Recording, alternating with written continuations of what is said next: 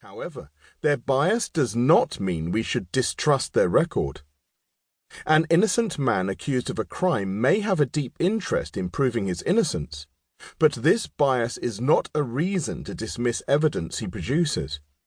The question then is not whether the Gospel writers had an agenda, but whether they reported accurately. Some sources, however, cannot be accused of bias in favor of Christianity. These include non-Christians who wrote within 90 years of the origins of Christianity and left us with records we can investigate. We will begin by considering three writers: Cornelius Tacitus, Pliny the Younger, and Flavius Josephus. Each of these had his own reason for writing, but in no case was it the promotion of Christianity. Tacitus and Pliny were, in fact, openly hostile to Christianity. Cornelius Tacitus. Tacitus was born around the year AD 56.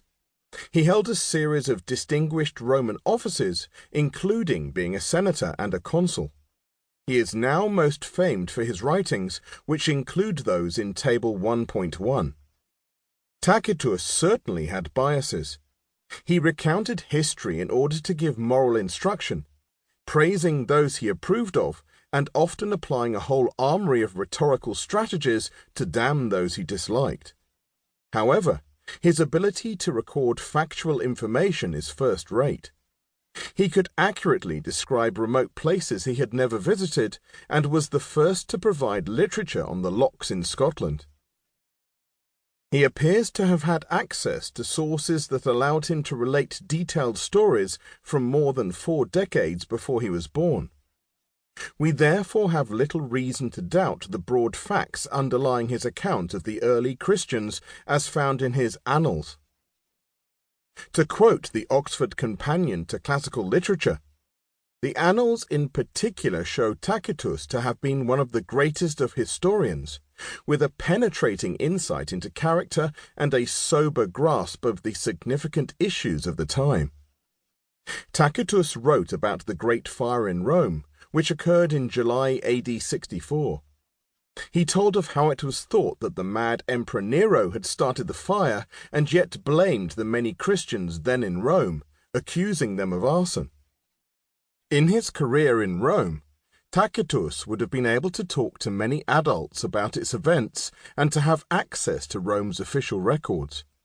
We therefore have every reason to treat the outline of facts he provides as reliable. This is how Tacitus tells the story, using the common early spelling of Christians as Christians. But neither human help, nor gifts from the emperor, nor all the ways of placating heaven, could stifle scandal or dispel the belief that the fire had taken place by order of Nero.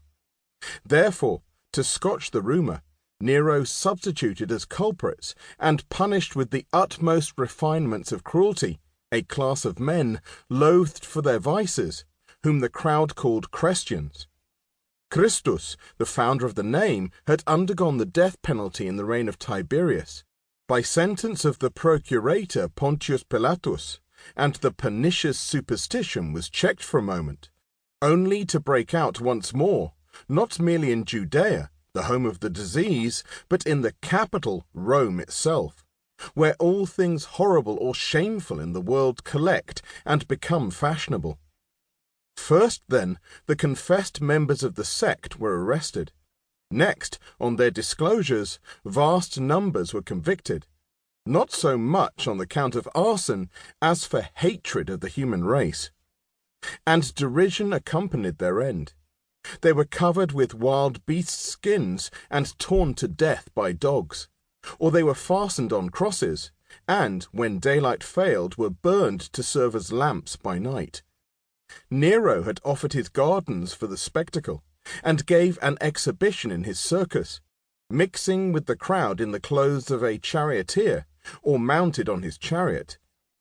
Hence, in spite of a guilt which had earned the most exemplary punishment, there arose a sentiment of pity, due to the impression that they were being sacrifices not for the welfare of the state, but to the ferocity of a single man.